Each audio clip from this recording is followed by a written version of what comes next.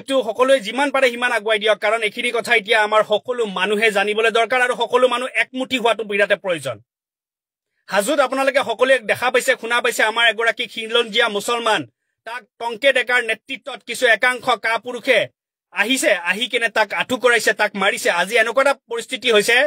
যে আমাৰ খিলঞ্জীয়া মুছলমানো এতিয়া মাৰ খাব লগা হৈছে আঠু কাঢ়িব লগা হৈছে ৰাজপথত কিছু একাংশ কাপুৰুষে টংকে ডেকা আৰু তাৰ নেতৃত্বত আহা সেই তেনেকুৱা কাপুৰুষৰ পৰা সেইকাৰণে মই প্ৰতিদিনে এটা কথা কৈ থাকো যে আমি একতা হৈ থাকিবলৈ দৰকাৰ আমি গৰিয়া মৰিয়া দেখি মিয়া এইবিলাক ভাগ হৈ থকা দিন গ'ল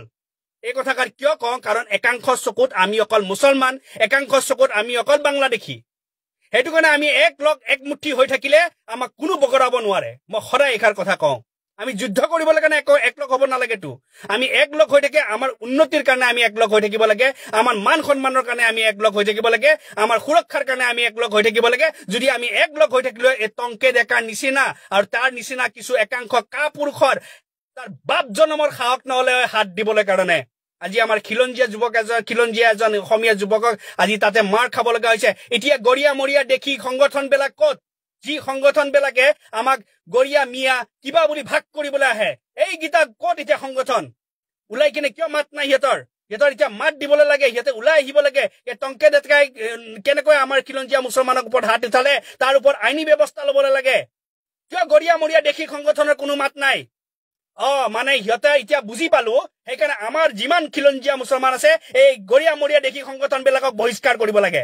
বহিষ্কাৰ এইটো কাৰণে কৰিব লাগে কাৰণ সিহঁতে আমাৰ সমস্যাৰ ক্ষেত্ৰত সিহঁতৰ মাত নোলায়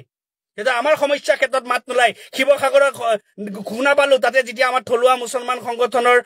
পৰা যিখিনি কথা গম পালো তাতে যি চিন্তামণি গাঁৱৰ এখনক লৈ কিনেও তাতে যি আপত্তিজনক কথা কৈছিলে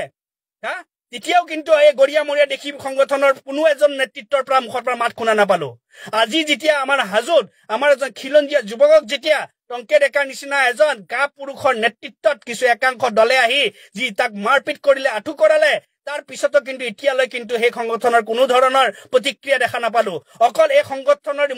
মূল উদ্দেশ্য দেখিছো যে আমাৰ মুছলমানৰ মাজত ভাগ বিক কৰিব আমাৰ মাজত ভাগ বতৰা কৰি সাগে হিয়তৰ কিবা এটা উপৰিয়া মুনাফা কিবা এটা পাই আছে যাৰ কাৰণে আমাৰ মাজত কাজিয়া লগাব কিন্তু আমাৰ যেতিয়া খিলঞ্জীয়া মুছলমানৰ কিবা এটা অঘটন ঘটিব তেতিয়া কিন্তু হিয়তৰ মাত গুণ নাই এইখিনি কথা ক'বলৈ বাধ্য হৈছো কাৰণ হিয়তক কোনো দিন এখন খিলঞ্জীয়া মুছলমানৰ যেতিয়া কিবা এটা অসুবিধা হয় হিয়তক কিন্তু কোনো দিন এখন আগত দেখা নাপাও হিয়তৰ মুখৰ পৰা মাত লোৱা দেখা নাপাও কিন্তু হিয়তে সদায় মিয়া গৰিয়া মিয়া মৰিয়া মিয়া দেখি এইবিলাক কৈ কিনে হিয়তৰ লগাবলৈ কাৰণে কিন্তু সদায় হিয়তক আগত দেখা পোৱা যায় সেইকাৰণে এতিয়া আমাৰ প্ৰতিজন খিলঞ্জীয়া হওক প্ৰতিজন গৰিয়া মৰিয়া দেখি জলা যিমান মিয়া যিমান আছো একদম স্পষ্ট কথাৰে এটা কথা ক'ব বিচাৰিছো যে আমি ভাগ হৈ থাকিবলৈ নালাগে আমি একমুঠি দাহাটো দৰকাৰ কাৰণ আমাক যেহেতু এটা চকুৰে সবে যেতিয়া একাংশই চাইছে মুছলমান বুলি বাস